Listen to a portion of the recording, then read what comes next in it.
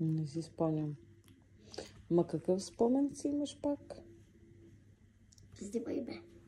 Снимай ме. Да те снимам. Добре. Имам един спомен. Мгм.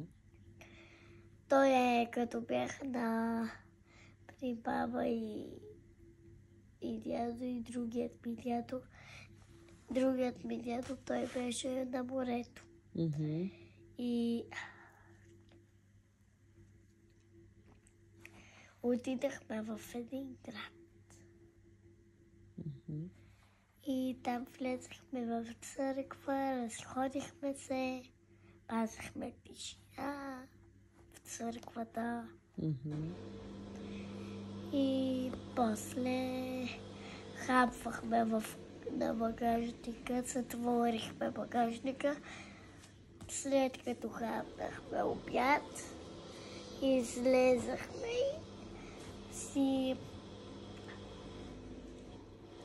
тръгнахме и си отидахме в къщи. Но нека да речем,